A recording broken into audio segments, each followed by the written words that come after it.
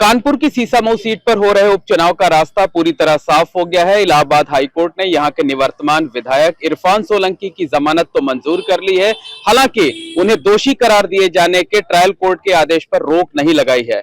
Allahabad high court में आज क्या कुछ हुआ, इस बारे में हमारे साथ बात करने के लिए इरफान सोलंकी के अधिवक्ता उपेंद्र उपाध्याय जी हैं। सर, क्या प्रेयर आप लोगों की तरफ से की गई थी और आज कोर्ट ने क्या फैसला सुनाया है? देखिए, प्रेयर तो हम लोगों की मूल रूप से ये थी कि ये जो सजा है ट्रायल कोर्ट की उसको रद्द की जाए। इसके साथ साथ एक इंटरिम प्रेयर थी कि साहब हमें जमानत पे छोड़ दिया जाए और जो सजा का ऑर्डर है उसको तब तक स्थगित कर दिया जाए जिससे हमारी जो विधायक का पद है वो बहाल हो सके। आज फैसला आया, कई दिन तक बहस होने के बाद 8 तारीख को जजमेंट रिजर्व हुआ था। आज फैसला आया तो ऑनरेबल कोर्ट ने हमें जमानत तो दे दी, इरफान सोलंकी और रिजवान सोलंकी दोनों लोगों को, लेकिन सजा पर रोक लगाए जाने वाली प्रार्थना हमारी अस्वीकार कर दी, जिसकी वजह से वो उनकी सदस्यता बहाल नहीं हो पाएगी। अच्छा, अदालत का जो फैसला आया है उसका वहां हो रहे उपचुनाव पर अब क्या इम्पैक्ट पड़ सकता है? नहीं, अब तो चुनाव से कोई वो नहीं है, चूंकि सदस्यता पर रोक नहीं लगाई इसलिए इस तरह का कोई प्रश्न ही नहीं उठता है।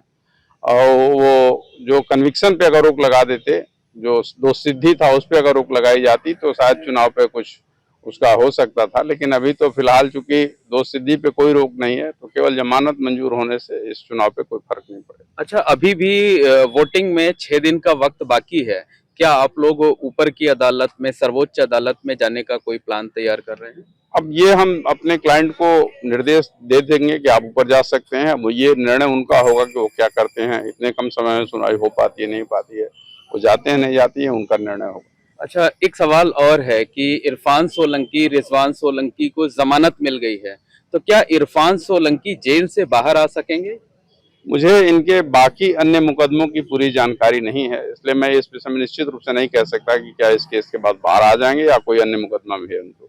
अच्छा, इस मामले में उत्तर प्रदेश सरकार की तरफ से भी एक अपील दाखिल की गई थी। अपील में कहा गया था कि 7 साल की सजा को बढ़ा दिया जाए। उस अपील पर भी क्या हाई कोर्ट का फैसला आया है? नहीं, उस अपील पे अभी कोई निर्णय नहीं आया, न उस पर कोई सुनवाई। अभी फिलहाल जो सुनवाई हुई थी वो सजा स्थगित किए जाने पे हुई थी और जमानत दिए जाने पे, जिसमें से जमानत दिए जाने वाली प्रार्थना मंजूर हो गई और सजा स्थगित करने वाली प्रार्थना जो मंजूर नहीं हुई।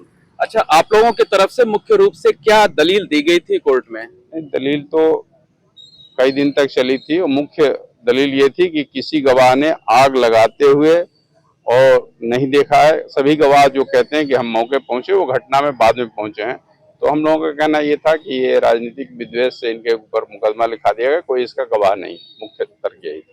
तो धन्यवाद। यह इरफान सोलंकी के अधिवक्ता उपेंद्र उपाध्याय जी, जिनका कहना है कि इरफान सोलंकी को आगजनी मामले में जमानत तो मिल गई है, लेकिन ट्रायल कोर्ट के आदेश पर रोक नहीं लगी है। इस वजह से उनकी विधानसभा की जो सदस्यता है वो बहाल नहीं होगी और सीसामऊ सीट पर हो रहा उपचुनाव जारी रहेगा। Mohammad Moin, ABP network, Prayagraj. For exclusive and insightful videos, subscribe to our new channel ABP Live Premium.